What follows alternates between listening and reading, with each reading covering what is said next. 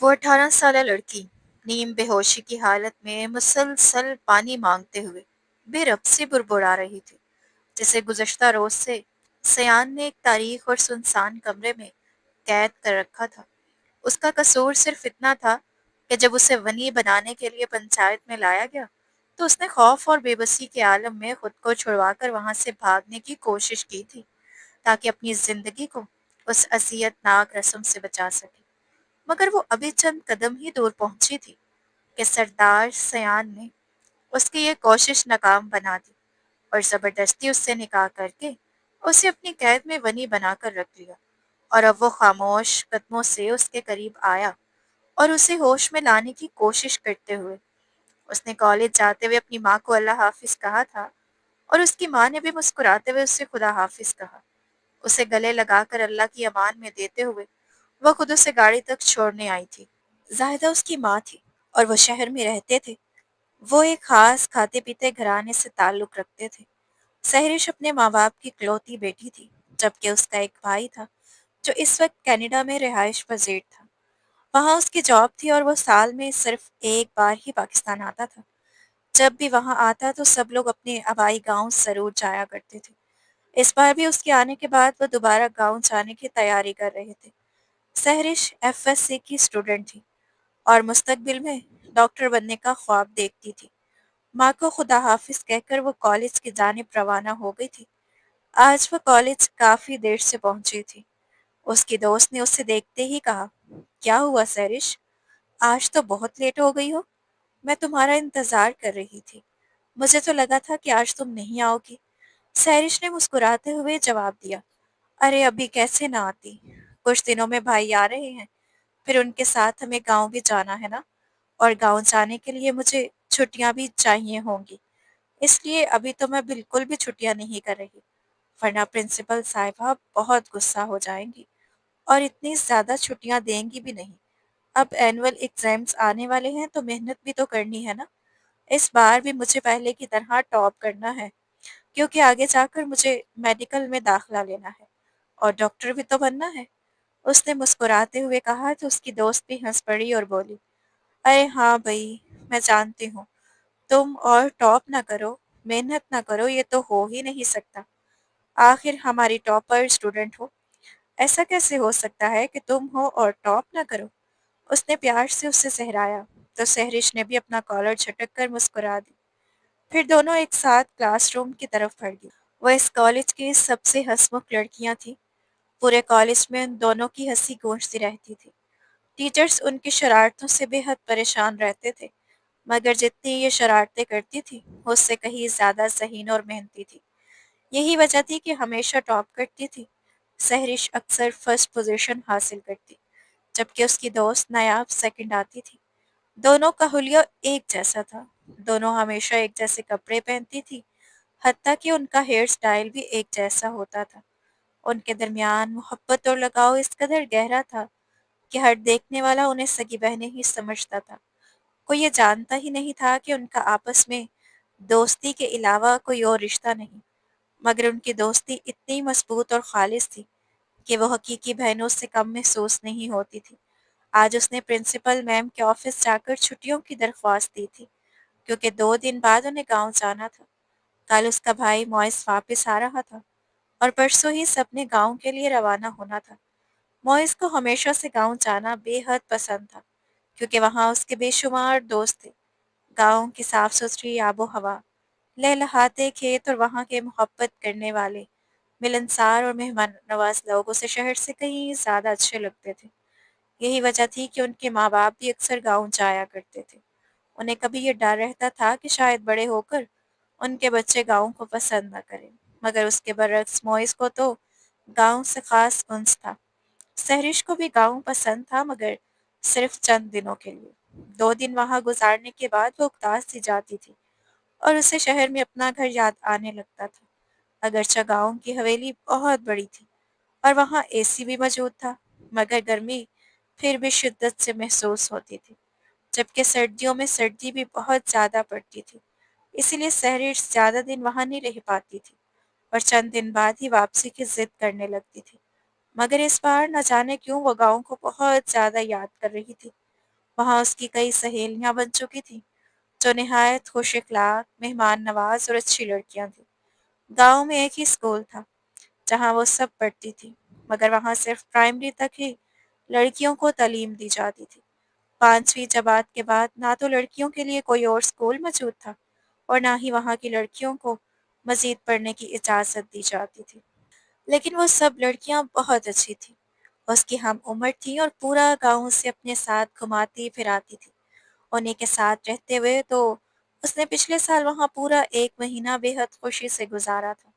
इस बार भी वो बहुत एक्साइटेड थी, मगर वो ये नहीं जानती थी कि इस दफ़ा गाँव जाना उससे बहुत महँगा पड़ सकता है। जब उसने प्रिंसिपल साहबा के सामने 1 महीने की छुट्टी की दरख्वास्त रखी तो वो ख़ासी नाराज़ हो गई थी। वो सख्त लहजे में बोली, "सहरिश, तुम जानती हो कि सालाना इम्तिहान सर पर हैं और इस वक्त तुम्हें अपनी पढ़ाई पर पूरी तवज्जो देनी चाहिए, ना कि सब कुछ छोड़कर गाँव जाने का सोचना चाहिए।"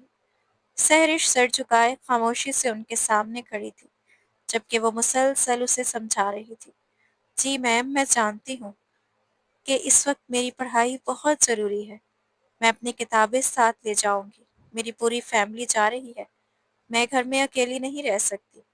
अम्मी ने कहा है कि अगर हमारा इरादा बदल गया तो हम 1 महीने से पहले भी वापस आ सकते हैं।" मगर प्रिंसिपल साहिबा के लिए ये बात फिर भी काबिल कबूल नहीं थी, क्योंकि सहरिश उनकी कॉलेज की टॉपर लड़की थी। वही लड़की जिसने उस कॉलेज को एक अलग पहचान दी थी। जब सहरिश ने फर्स्ट ईयर में दाखिला लिया था, तो उसने ना सिर्फ अपने कॉलेज बल्कि पूरे सूबे के तमाम कॉलेजेस और स्कूल को पीछे छोड़ दिया था और पूरे सूबे में पोजीशन हासिल की थी। अब सेकंड ईयर में भी सबको यकीन था कि टॉप वो ही करेगी। उसकी ज़हानत और अनथक मेहनत को देखते हुए आखिरकार प्रिंसिपल साहिबा ने उसे 1 महीने की छुट्टी दे दी थी। वो खुशी-खुशी घर वापस आई और अपनी माँ को ये खबर सुनाई, तो उसकी माँ भी बहुत खुश हुई थी। मगर फिर सहरिश धीरे से बोली, "अम्मी, पता नहीं क्यों मेरा दिल गाँव जाने का नहीं कर रहा। कभी उसका दिल करता कि गाँव चली जाए और कभी दिल अजीब-सी बेचैनी में घिर जाता कि शायद उसे नहीं जाना चाहिए।" उसे यूँ महसूस हुआ जैसे अक्सर उसे यूँ महसूस हुआ जैसे अगर उस बार वो गाँव गई तो शायद वापस ना आ सके। उसकी उदास बात सुनकर उसकी माँ ने नरमी से उसके कंधे पर हाथ रखा और मोहब्बत से बोली, "ऐसी कोई बात नहीं है सैरिश, तुम्हारा हर साल ही यही हाल होता है। हर बार तुम्हें लगता है कि अगर वहाँ गई तो वापस नहीं आऊँगी और तुम्हारा दिल उदास हो जाता है। शायद वहाँ की आबो-हवा तुम्हें सूट नहीं करती, मगर जब तुम वहाँ पहुँचती हो तो वही लड़कियाँ तुम्हें अपना एंटरटेन करती हैं कि तुम सब कुछ भूल जाती हो। देखना, इस बार भी तुम्हें वहाँ जाकर बहुत अच्छा लगेगा।" माँ की बात सुनकर उसने हल्की-सी मुस्कुराहट के साथ कहा, "हाँ, शायद आप ठीक कह रही हैं।" फिर वो उठकर खामोशी से अपने कमरे में चली गई। अगले दिन मुइज़ आ गया था और उसे देखकर वो बेहद खुश हुई थी। दोनों बहन-भाइयों में बेपनाह मोहब्बत थी। जब भी मुइज़ आता, सहरिश ज़्यादातर उसी के साथ नज़र आती। वो जहाँ जाता, सहरिश भी वहीं मौजूद होती। दोनों एक साथ बाहर घूमने जाते, आइसक्रीम खाते और बिल्कुल बेहतरीन दोस्तों की तरह वक़्त गुज़ारते। उनके दरमियान हल्की-फुल्की नोक-झोंक और शरारतें भी चलती रहती थीं और इन्हीं छोटे-छोटे झगड़ों की वजह से घर में हर वक़्त एक खूबसूरत रौनक लगी रहती। इन दिनों में उनका घराना वाक़ई दुनिया का सबसे खुशहाल घराना महसूस होता था। दूसरे रोज़ जब वो सुबह उठी और डाइनिंग टेबल पर आई, तो उसने देखा कि मुइज़ उसके सामने बैठा हुआ था। उसे देखते ही वो बेहद एक्साइटेड हो गई थी, यहाँ तक कि खुशी से उसकी चीखें निकल गई थीं। उसकी आँखों में नमी तैरने लगी थी और वो दोनों हाथ अपने मुँह पर रखे अपनी हँसी और खुशी को काबू करने की कोशिश कर रही थी। उसकी तरह मुइज़ भी उसे देखकर बहुत खुश था। वो फ़ौरन अपनी कुर्सी से उठा और उसके करीब आ गया। दोनों ने एक-दूसरे को गले लगाया और फिर हमेशा की तरह उनके दरमियान हल्की-फुल्की तकरार शुरू हो गई थी। वो खफ़गी से बोली, "आप आए और मुझे बताया भी नहीं अम्मी, आपने भी मुझे नहीं बताया।" जिस पर मुइज़ मुस्कुराते हुए बोला, "तुम सो रही थी और वैसे भी मैं तुम्हें सरप्राइज़ देना चाहता था। अगर पहले ही बता देता तो तुम्हारे चेहरे पर यह खूबसूरत मुस्कुराहट कैसी आती।" उसकी बात सुनकर वो भी मुस्कुरा दी। और फिर सब ने मिलकर नाश्ता किया। पूरा दिन इन्हीं दोनों की हंसी मजाक, हल्की फुल्की नोक झोंक और बहस व तकरार में गुजरा था। अगली सुबह ही उन्हें गांव के लिए रवाना होना था। गांव शहर से काफी दूर था। अगर सुबह सवेरे भी निकलते तो शाम ढलते ही वहां पहुंच पाते थे। इसीलिए उन्होंने फजर की नमाज के फौरन बाद रवाना होने का फैसला किया था, ताकि जल्द अज जल्द गांव पहुंच सके। गांव के लोग शाम होते ही अपने घरों के दरवाजे बंद करके सुकून से आराम किया करते थे, और इसी बात को मद्देनजर रखते हुए उन्होंने सोचा कि शाम से पहले पहुंच जाना बेहतर रहेगा, ताकि किसी के आराम में खलल ना पड़े। दूसरे रोज वो अजान के साथ ही बेदार हो गए थे। सबने नमाज अदा की और फिर गांव की तरफ सफर पर रवाना हो गए। पूरे रास्ते वो दोनों खूब शोर शराबा करते, कभी बातें करते, कभी गाने गाते और कभी हल्की फुल्की तकरार में उलझ जाते। उनकी शरारतें और बातें सुनकर उनके माँ बाप भी महसूस होते रहते और मुस्कुराते थे। तकरीबन शाम ढलते ही वो लोग गांव पहुंच चुके थे। अभी शाम की आसानी नहीं हुई थी। गांव पहुंचने के बावजूद हवेली अभी काफी दूर थी। गाड़ी सीधी सड़क पर रवां दवां थी कि जैसे ही हवेली के सामने आकर रुकी, मस्जिदों से मगरिब की अजानों की आवाजें गूंजने लगी। सारे दिन के थके हारे वो लोग जल्दी जल्दी हवेली के अंदर की जानिब बढ़ रहे थे, जहां हवेली के तमाम अफराद उनके इस्तकबाल के लिए पहले ही मौजूद थे। सहरिश की वो सहेलियां भी वहां मौजूद थीं, जो उसने पिछले साल बनाई थी और आज उसे देखकर उनकी खुशी दीदनी थी। वो सब पुरजोश अंदाज में भागती हुई उसके पास आई और उसे घेर लिया। इस हवेली में उसके दादा दादी रहते थे और उनके साथ उसके चचा चची भी, जबकि एक दूसरी हवेली जो यहाँ से काफी फासले पर थी, उनके चचाजादों की थी। मगर वहां जाना कभी इत्तेफाक न बन सका था, क्योंकि चचा शायद दादा से नाराज थे और इसी वजह से उनके वालिद से भी उनकी मुलाकात अच्छे से नहीं थी। जब से सहरिश यहाँ आ रही थी, उसने हमेशा इन रिश्तों के दरमियान एक अजीब सी दूरी और खलिश महसूस की थी। अगरचा वो इन बातों पर ज्यादा गौर नहीं करती थी, उसे तो अपना चचा भी ज्यादा याद नहीं आता था, बल्कि उसने उन्हें कभी देखा तक नहीं था। हवेली पहुंचने के बाद सबसे पहले उन्हें चाय पेश की गई थी, फिर खाना खिलाया गया और सफर की थकन उतारने के लिए सब अपने अपने कमरों में जाकर सो गए थे। अगली सुबह हर किसी ने अपने लिए अलग मंसूबा बना रखा था। उसके माँ बाप ने खेतों पर जाने का इरादा किया। मुइज़ अपने दोस्तों के साथ शिकार पर जाने वाला था, जबकि सहरिश का दिल अपनी सहेलियों के साथ घूमने फिरने को चाह रहा था। इस गांव में एक मशहूर दरबार भी था, जहां जाना उसे बेहद पसंद था। वो इस इलाके की सबसे बड़ी और मशहूर जगह थी, जहां दूर दूर से लोग ज़ियारत के लिए आते थे और जहां दिन रात लंगर चलता रहता था। तयशुदा मंसूबों के मुताबिक थोड़ी ही देर में सब लोग एक एक करके अपने अपने प्रोग्राम की तरफ रवाना हो गए थे। इस रोज भी सहरिश अभी नाश्ता ही कर रही थी जब मोइस तैयार होकर बाहर आया। आते ही उसने शरारत से उसकी लंबी चुटिया खींची, तो वो चीख कर बोली, भाईजान, मैंने आपसे कहा था ना कि मेरे बालों को हाथ ना लगाया करें। मेरा हेयर स्टाइल खराब हो जाता है। आपको समझ ही नहीं आती। वो नाराजगी से कहने लगी, जबकि मोइस मुस्कुराते हुए आगे बढ़ गया और बोला, मुझे तुम चुड़ैल बनी हुई ज्यादा अच्छी लगती हो। इस तरह की ऊंची टेल पोनी नहीं तुम्हें बिल्कुल सूट नहीं करती। तुम्हारे उलझे बिखरे बाल जिनमें एक दूसरे से गांठें लगी होंगी, तुम्हें सही मायनों में चुड़ैल बनाते हैं। वो जानबूझकर उसे चिढ़ा रहा था। सहरिश पीछे से मुंह बसोड़ कर रह गई, मगर फिर उसने आवाज दी, भैया, आप कहाँ जा रहे हैं? तभी वो मुड़कर बोला, मेरा शिकार पर जाने का इरादा है। तुम कहाँ जा रही हो? उसने फौरन जवाब दिया, अच्छा ठीक है, शाम को वापस आएंगे तो फिर गपशप लगाएंगे। अभी मैं अपनी दोस्तों के साथ मज़ार पर जा रही हूँ। फिर वो भी वहाँ से चला गया और सहरिश भी अपनी सहेलियों के साथ मज़ार की तरफ रवाना हो गई। वो गुस्से में पागल हो चुका था। वो ज़ात का पठान था और पठानों का गुस्सा पूरे गांव में मशहूर था। उसकी आंखों से आंसुओं के साथ जैसे शोले भी बरस रहे थे। वो धाड़ते हुए बोला, मेरे भाई को मार डाला है तूने। तुम्हारी हिम्मत कैसे हुई? ये कहते हुए उसने बंदूक सीधी मोइस पर तान दी, मगर उसके साथ खड़े लोगों ने फौरन उसे पकड़ लिया और बड़ी मुश्किल से उसके हाथ से बंदूक छीनी। لیکن اس کا غصہ پھر بھی کم نہیں ہو رہا تھا۔ اس نے آگے بڑھ کر معیز کا گریبان پکڑ لیا، جبکہ معیز ابھی تک سکتے کی حالت میں کھڑا تھا۔ اسے تو سمجھ ہی نہیں آ رہی تھی کہ پل بھر میں یہ سب کیا ہو گیا تھا۔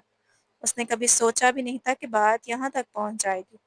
وہ اس گاؤں کے رسم و رواج اور سخت قوانین سے بالکل ناواقف تھا۔ ادھر چند لڑکے مل کر زخمی لڑکے کو اٹھا رہے تھے اور ادھر اس کا بھائی بے قابو ہو رہا تھا۔ جیسے اکثر لوگ اسے نہ روکتے تو وہ اسی وقت معیز کو گولی مار دیتا۔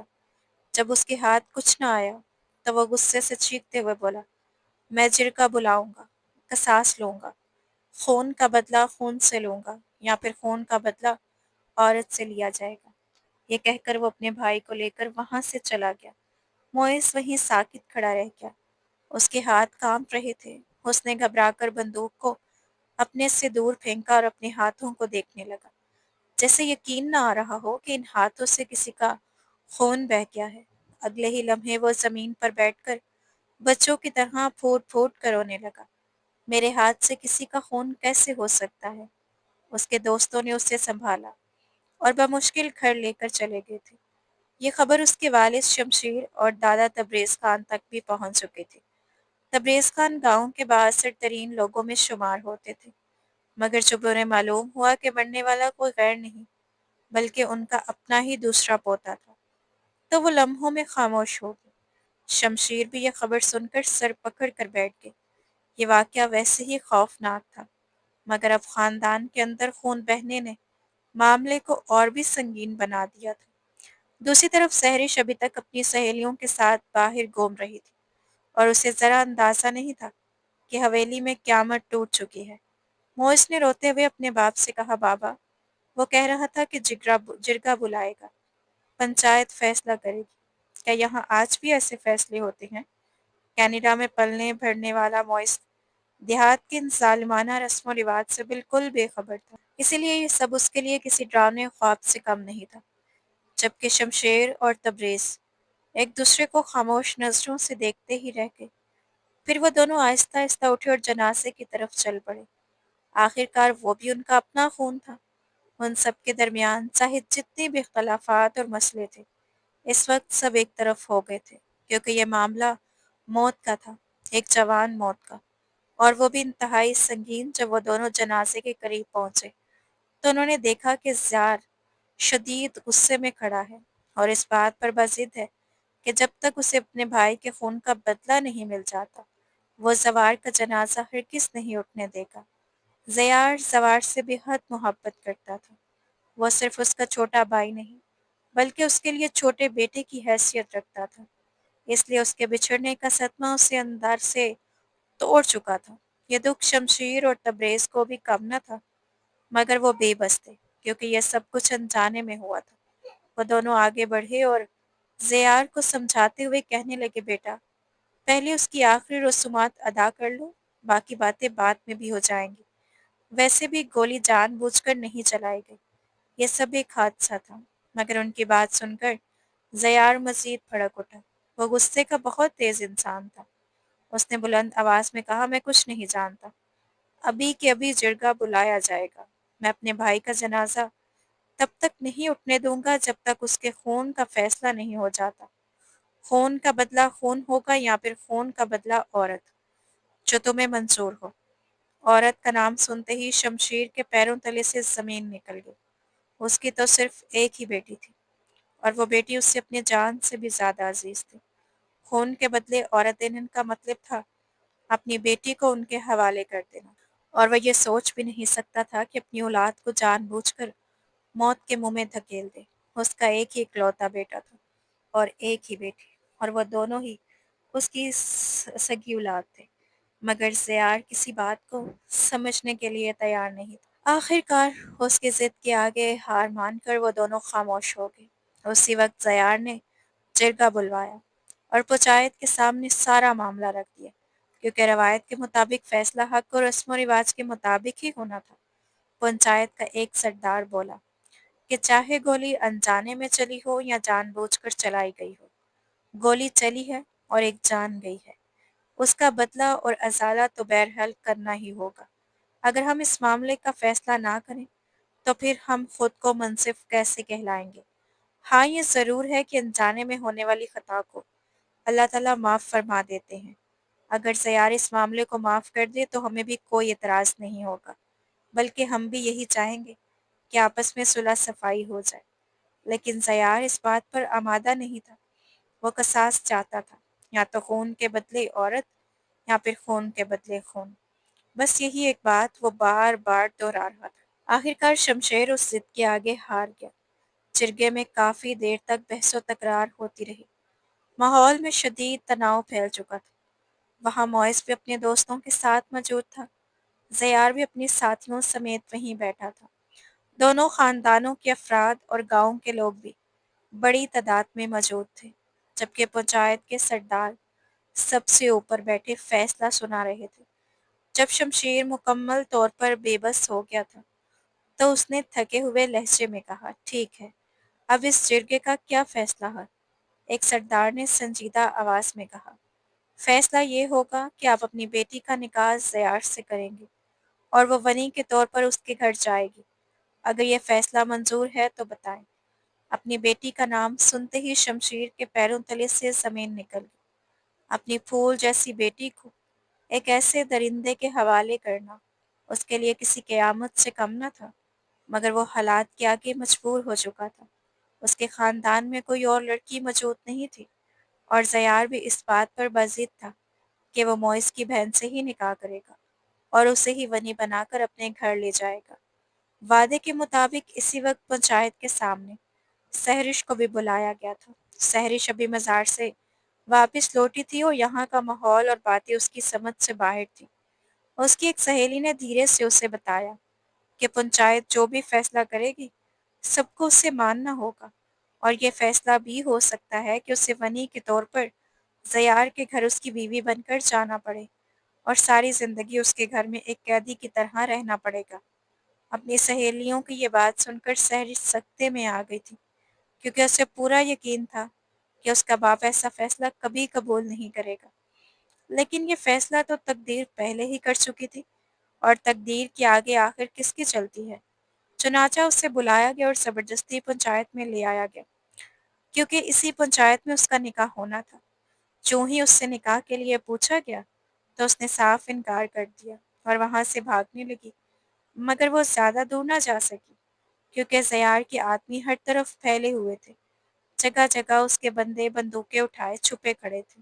اس نے بچنے اور بھاگنے کی بہت کوشش کی، لیکن کچھ دور جا کر لڑکھڑا کر گر پڑی تو سامنے زیار کھڑا تھا۔ اس نے غصے میں اس کے بالوں سے پکڑا اور گھسیٹتا ہوا دوبارہ پنچایت میں لے آیا۔ وہاں اس کا زبردستی نکاح کر دیا گیا۔ معز سامنے کھڑا یہ سب کچھ دیکھ رہا تھا۔ اپنی بہن پر ہوتا یہ ظلم دیکھ کر اس کے اندر غصے کی آگ بھڑک رہی تھی، مگر وہ بے بس تھا، کچھ بھی نہیں کر سکتا تھا، کیونکہ اس وقت یہ پنچایت کا فیصلہ تھا اور اس فیصلے کو ماننا ہی سب کے لیے بہتر سمجھا جا رہا تھا۔ اپنی بہن کے لیے کچھ نہ کر سکتے کی بے بسی اس کی آنکھوں میں آنسو بن کر اتر آئی تھی۔ شمشیر اٹھ کر وہاں سے چلا گیا اور اس کے ساتھ ہی معز بھی جانے لگا، مگر روتے ہوئے اس نے دونوں کو پکارا تھا۔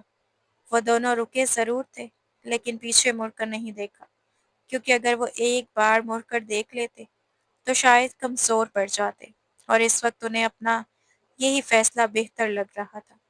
پنچایت کا فیصلہ ہونے کے بعد زیار نے اس سے نکاح کیا اور نکاح کے فوراً بعد اسے قیدیوں کی طرح ایک کمرے میں لا کر بند کر دیا، جس کی کھڑکیاں اور دروازے سب بند تھے۔ وہ پھوٹ پھوٹ کر رونے لگی، فریادیں کرنے لگی کہ مجھے چھوڑ دو، مجھے جانے دو، مجھے یہاں گھٹن ہو رہی ہے، لیکن اس نے اس کی ایک نہ سنی۔ اسے بند کرنے کے بعد وہ زوار کا جنازہ پڑھنے چلا گیا اور کفن دفن سے فارغ ہو کر دوبارہ گھر واپس آ گیا۔ اس تمام وقت کے دوران وہ دروازے پر مسلسل ٹھک ٹھک کی آوازیں اور سحرش کی سسکیاں سنتا رہا، جو بار بار دروازہ پیٹتے ہوئے رو کر کہہ رہی تھی کہ مجھے باہر نکالو، میرا دم گھٹ رہا ہے، مگر اس نے اس کی ایک بات بھی نہ سنی۔ گھر، بھائی، ماں، باپ، سب کچھ اس سے چھن چکا تھا، یہاں تک کہ اس کا سب سے بڑا خواب اس کی پڑھائی اور ڈاکٹر بننے کی خواہش بھی اسے اپنے ہاتھوں سے پھسلتی محسوس ہو رہی تھی، اور اس کی آنکھوں سے بے اختیار آنسو بہتے جا رہے تھے۔ لیکن وہ جس وحشی انسان کے ہاتھ لگ چکی تھی اب شاید اس کے چنگل سے آزادی اس کی قسمت میں نہیں رہی تھی۔ رات گزر گئی اور پھر ایک نئی صبح نے جنم لیا۔ صبح ہوتے ہی اس نے نوکر کے ہاتھ ناشتہ بھجوایا، مگر اس نے کھانے سے انکار کر دیا۔ پورا دن وہ بھوکی پیاسی رہی۔ جب وہ اس کے پاس آیا تو سرد لہجے میں بولا، کھانا کھا لو، تمہیں یہاں سے بچانے کے لیے کوئی نہیں آئے گا۔ اس امید کو اپنے دل سے نکال دو۔ اس کی یہ بات سن کر وہ ایک بار پھر روتے ہوئے اس کے سامنے ہاتھ جوڑنے لگی، مگر اس نے اس کی کسی منت سماجت پر دھیان نہ دیا اور کمرے سے باہر نکل گیا۔ چاہتے ہوئے اس نے دوبارہ کمرے پر تالا لگا دیا اور نوکرانی کو حکم دیا کہ اسے کھانا دے دے، لیکن اس نے پھر بھی کچھ نہ کھایا۔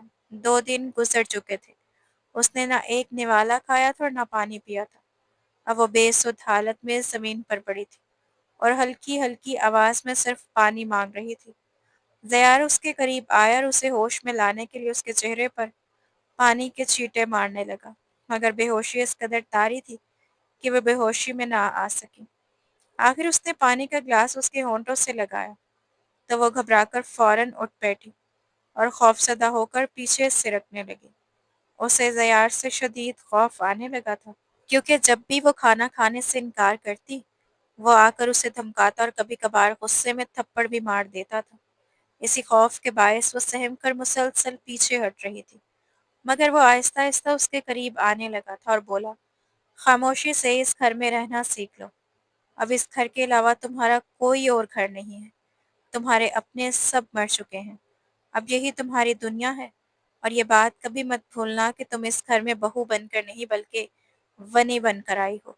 اس کی یہ بات سن کر وہ لرز اٹھی اور روتے ہوئے دوبارہ اس کے سامنے ہاتھ جوڑنے لگی۔ خدا را مجھے چھوڑ دو، میں نے تمہارا کیا بگاڑا ہے؟ میں نے کچھ نہیں کیا۔ میرے بھائی سے گولی غلطی سے چل گئی تھی، اس میں میرا کیا قصور؟ اس کی بات سن کر وہ زور سے ہنسنے لگا۔ وہ اس کی وہ ہنسی سن کر اسے یوں محسوس ہوا جیسے وہ پاگل ہو چکا ہو۔ اس کے لمبے بال بکھرے ہوئے تھے اور اس کی آنکھوں میں خوفناک وحشت ناچ رہی تھی جو اس کے کندھوں سے ڈھلک رہے تھے۔ وہ حقیقت میں کسی وحشی درندے جیسا لگ رہا تھا۔ تمہارا قصور صرف یہ ہے کہ تم اس کی بہن تھی، اور تمہارا دوسرا قصور یہ ہے کہ تم پنچایت سے بھاگ گئی تھی۔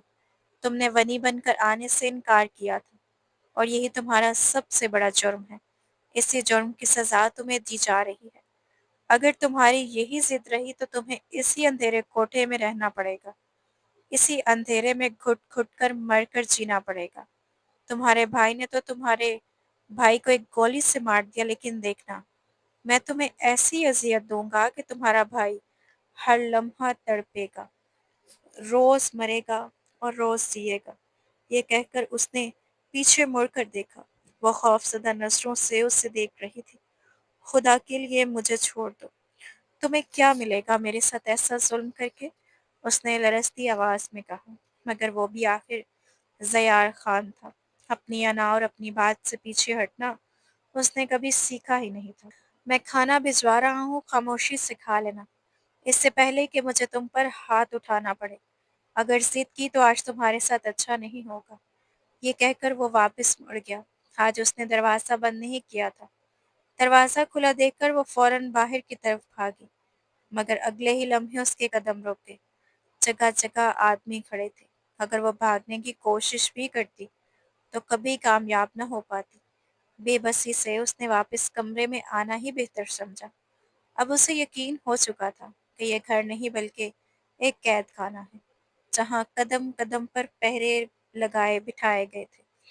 وہاں موجود ہر شخص زیار کے اشاروں پر چلتا تھا، اس کی زبان بولتا تھا اور اسی کی آنکھ سے دنیا دیکھتا تھا۔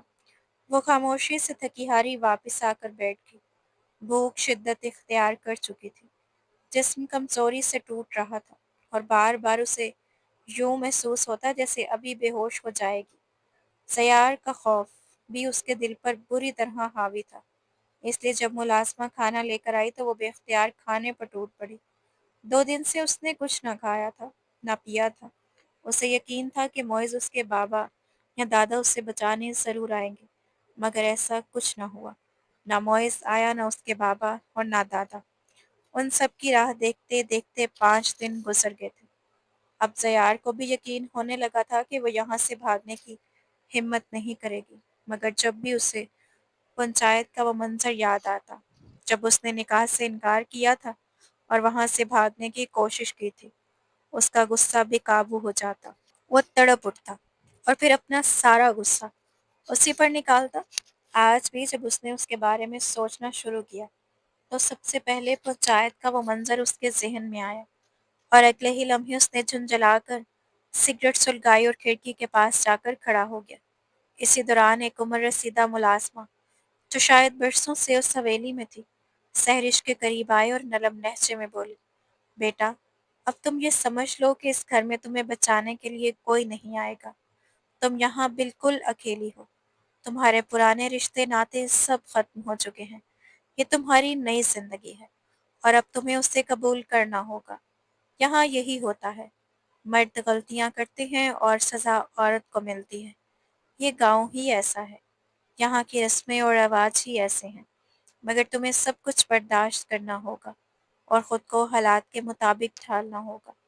तुम शक्ल से शहरी लड़की लगती हो, इसलिए यहाँ रहने में तुम्हें बहुत मुश्किल पेश आएगी, मगर आहिस्ता-आहिस्ता तुम जीना सीख लोगे। वो एक लम्हे को रुकी, फिर धीमी आवाज़ में बोली, इस हवेली में सिर्फ 2 ही लोग रहते हैं। एक तो अल्लाह को प्यारा हो गया और दूसरे ज़यार बाबा हैं। ये दिल के बुरे नहीं हैं। मैंने उन्हें माँ बनकर पाला है। मैं उनके दिल के हाल को अच्छी तरह जानती हूँ। जब बहुत ज़्यादा परेशान या टूट जाते हैं, तो सिगरेट पर सिगरेट पीते रहते हैं, मगर दुनिया के सामने हमेशा एक मजबूत मर्द बनकर खड़े रहते हैं। देखो बेटा, वो शक्ल से ज़रूर सख्त लगता है और जब तक तुम उससे दूर भागती रहोगी वो सख्त ही रहेगा। लेकिन जिस दिन तुम अपने हथियार डाल दोगी ना, तुम खुद देखना वो मोम की तरह पिघल जाएगा। तुम नहीं जानती, जब तुम पैदा हुई थी, तब भी तुम उसके नाम कर दी गई थी। एक वक्त था जब उन दोनों खानदानों की एक दूसरे में जान बसती थी, मगर फिर आहिस्ता-आहिस्ता तल्खियाँ बढ़ती गईं और रास्ते जुदा हो गए थे। जब तुम 6 साल की हुई तो तुम्हारे माँ-बाप तुम्हें लेकर शहर चले गए। उसके बाद तुम्हारे बाप का गाँव आना बहुत कम हो गया था। ज़यार के बाप को ये बात कभी पसंद नहीं आई थी कि तुम्हारा बाप शहर में जाकर बस जाए। इसी बात पर झगड़े बढ़ते गए और खानदान अलग हो गए थे। फिर एक कार हादसे ने सब कुछ बदल दिया। ज़यार के माँ-बाप दुनिया से चले गए और पीछे सिर्फ ये 2 बच्चे रह गए थे। अब ज़वार के जाने के बाद ज़यार बिल्कुल टूट चुका है। उसकी हालत बहुत ख़राब हो गई है और शायद अब सिर्फ तुम ही उसे सँभाल सकती हो। अब तुम्हारा निकाह भी उससे हो चुका है, इसलिए तुम चाहकर भी उससे दूर नहीं जा सकती, क्योंकि वह तुम्हें मार तो शायद ना दे, मगर अपने से जुदा कभी नहीं होने देगा। उसकी बात सुनकर वो खामोश हो गई। काफ़ी देर तक खामोशी तारी रही। फिर वो उठी और आज उसने वही कपड़े पहने जो ज़यार उसके लिए लाया था। जो भी था अब उसे हकीकत को कबूल करना ही था। तैयार होकर जैसे ही वो कमरे में आई तो ज़यार वहाँ मौजूद था। उसे देखते ही वो चंद लम्हों के लिए ठटक सा गया। फिर धीमी आवाज़ में बोला, लगता है आखिर तुम्हें अकल आ ही गई है। देखो, मैं तुम पर कोई ज़ुल्म नहीं करना चाहता। मैं तो इस कसास की लानत को ख़त्म करना चाहता हूँ। मैंने कसास नहीं लिया। हकीकत में मैंने अपनी मंगेतर को वापस हासिल किया है। तुम जानती हो, बचपन में तुम्हें मुझसे दूर ले जाया गया था, लेकिन मैं भी अपने बाप की ज़ुबान से फिरने वालों में से नहीं था। अगर मैं ऐसा ना करता, तो शायद तुम कभी मुझे वापस ना मिलती। और याद रखो, अगर तुम दोबारा भागने की कोशिश करोगी, तो फिर मुझे मजबूरन तुम्हें अपने पास कैद करके रखना पड़ेगा। ये कहते हुए उसकी सुर्ख आंखें साफ बता रही थी कि वो पूरी रात नहीं सोया और शायद सिगरेट भी पीता रहा था। उसने खामोशी से सिर झुका दिया और कहने लगी कि अब चाहे मुझे कसास में आई हुई बनी समझे या फिर अपने बचपन की मोहब्बत, अब मैं आपके पास हूँ और वापस नहीं जाऊंगी। उसकी ये बात सुनकर वो ठिठक गया था, लेकिन यही हकीकत थी कि अब वो उसकी बीवी थी। उसने उसका हाथ पकड़ा और कहने लगा कि चलो। वह हैरानी से बोली, कहाँ? तो उसने कहा कि तुम्हारे मेके चलते हैं। अभी तक तुम्हारे बाप और भाई मौजूद हैं। तुम्हें अगर अकल आ ही गई है तो मेरा भी फर्ज बनता है कि मैं अपना फर्ज अदा करूं। सहरिश को समझ नहीं आ रही थी कि वो क्या कह रहा है। वो उसका हाथ थामे तबरेज़ खान के दरवाजे तक जा पहुंचा। ان 20 سالوں میں وہ پہلی بار یہاں آیا تھا۔ اسے دیکھ کر سب لوگ ٹھٹک گئے تھے۔ ہر دل میں ایک دھڑکا سا لگا تھا کہ آخر سیار اب کس لیے واپس آیا تھا۔ اس کے 1 مہینہ گزر چکا تھا اور یہاں سحرش کی دوست نایاب بھی موجود تھی۔ وہ یہی کہنے آئی تھی کہ یا تو میں اپنی دوست کو یہاں سے واپس لے کر جاؤں گی یا پھر اس کے شوہر کو اس بات پر راضی کروں گی کہ وہ کم از کم اس سال اسے پڑھنے دے۔ لیکن اس سے پہلے کہ وہ یہاں آ چکا تھا اور اسے بات کرنے کی نوبت تک نہ آئی تھی، اس نے سحرش کا ہاتھ اس گھر کی دہلیز پر چھوڑا اور خود آگے بڑھتے ہوئے کہنے لگا کہ میں جانتا ہوں اس گھر سے میرا تعلقات کبھی اچھے نہیں رہے، لیکن آج میں اس قصاص کی لعنت کو ختم کرتا ہوں۔ جس طرح میری ماں ایک قصاص کے طور پر اس گھر میں آئی تھی اور میرے باپ نے اس رسم کو ختم کرنے کی روایت ڈالنی چاہی تھی، تو آپ سب نے انہیں غلط قرار دے کر گھر سے نکال دیا تھا۔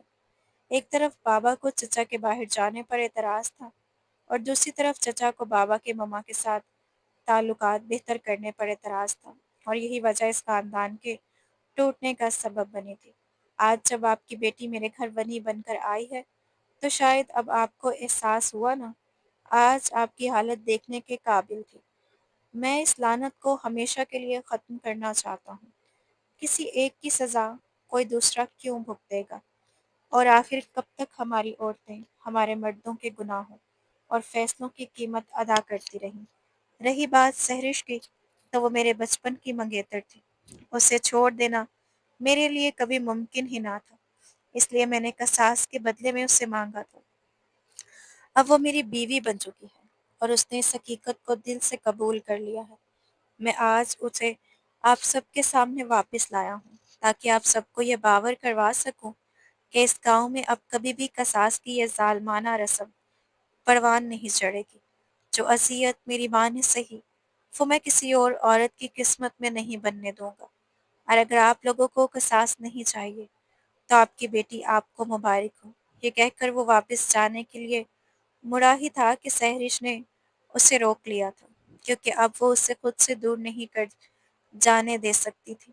وہ اس کا شوہر تھا اور اب وہ تمام حقیقت جان چکی تھی۔